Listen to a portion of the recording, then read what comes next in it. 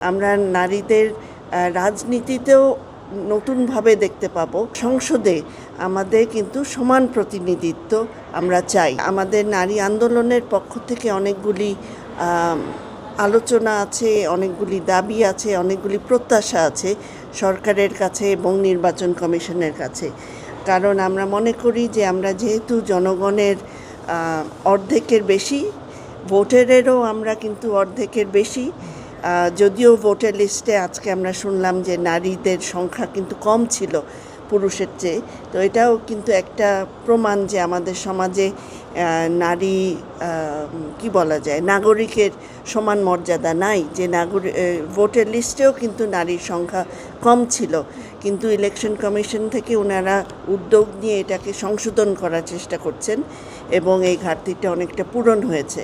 তো আমাদের প্রত্যাশা ছিল যে জুলাই অভ্যুত্থানের পর যেহেতু এরকম একটা বড় একটা পরিবর্তনের মধ্যে দিয়ে এসেছি, আমরা নারীদের রাজনীতিতেও নতুনভাবে দেখতে পাবো এবং একটা সমান মর্যাদা প্রতিষ্ঠা হবে নারী রাজনীতিবিদদের এবং নারী ভোটারদের এবং নারী নাগরিকদের।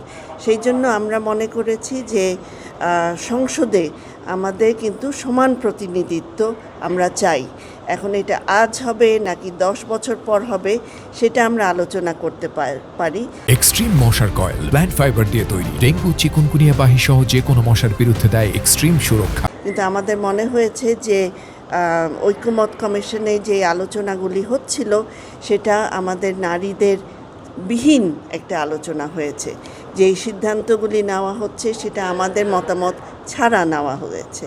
তো এখন যখন ইলেকশন কমিশনের থেকে আরপিও সংশোধনের একটা প্রক্রিয়া চলছে, আমাদের মনে হয়েছে যে এইখানে আমরা আলোচনা করলে আমাদের দাবিগুলি, আমাদের চিন্তাভাবনাগুলি ওনাদের সাথে আমরা শেয়ার করতে পারলে এইখানে কিছু উদ্যোগ নেওয়ার একটা জায়গা আছে।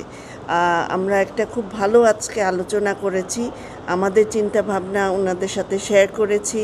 ওনারা ওনাদের কি চেষ্টা করছেন, কতটুকু করতে পেরেছেন, ওনাদের ইখতিয়ারে কতটুকু আছে সেইটা আলোচনা করেছেন। এখানে কয়েকটা জায়গায় আমরা কংক্রিট কিছু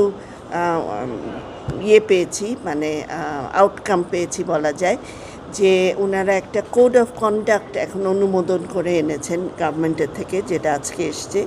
এই কোড অফ কন্ডাক্টের মধ্যে থাকবে যে যদি কোনো রকমের সহিংসতা বা কোনো রকমের হয়রানি করা হয় কোনো নারী প্রার্থী বা যে কোনো নারীর প্রতি, সেটার জন্য শাস্তিমূলক ব্যবস্থা নেওয়া হবে।